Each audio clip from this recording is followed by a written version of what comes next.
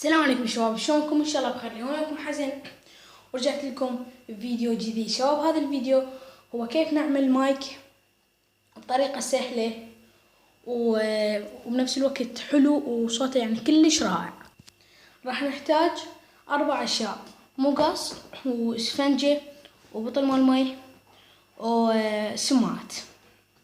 بس هاي مالت الاذنين مقطوعة، يعني اذا عندك يعني حتى لو ما مقطوعة عادي يصير، بس اذا كانت تلبيس الاسفنجة لازم الا تقطعها. المهم ما علينا بهذا الموضوع. هسه راح تقولوا لي هاي الاسفنجة بشنو تفيدنا؟ هذه الاسفنجة اذا كنت انت برا وجاي تصور فيديو فهاي تمنع الهواء، يعني او هاي الحركة مثل اذا تتحرك هيجي الكاميرا هاي هم تمنعها، يعني هاي كلش مفيدة وحلوة. هسه نبدي بالفقرة الأولى، نقص البطل.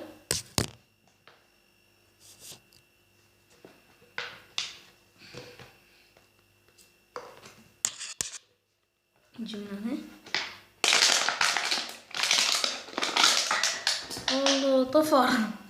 المهم هسه هيك صار. هسه نجي نخلي السماعات.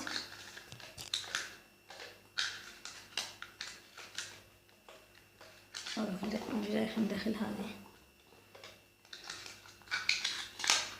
هنا. لازم شوي تزرف القبق بالمقص، زرفه.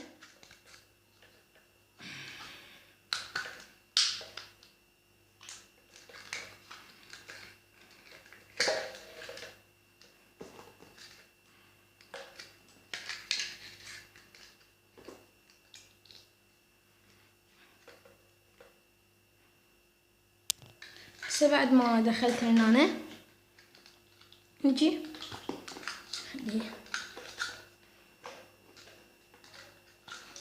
ندخله كله بالبطل.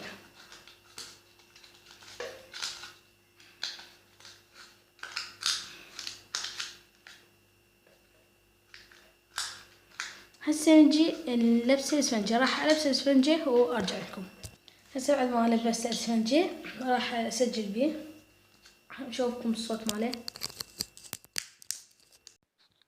المهم شباب، هذا الفيديو كان اليوم. اذا عجبكم الفيديو لايك، واذا ما عجبكم ديسلايك. اهم شي الاشتراك بالقناة. يلا شباب، باي. شباب شلونكم؟ ان شاء الله بخير. اليوم معكم حسن، رجعت لكم فيديو جديد. شباب هذا الفيديو هو كيف نعمل مايك بطريقة سهلة وكلش حلوة واشياء بسيطة. لا تنسوا الاشتراك بالقناة ولايك. يلا شباب، باي.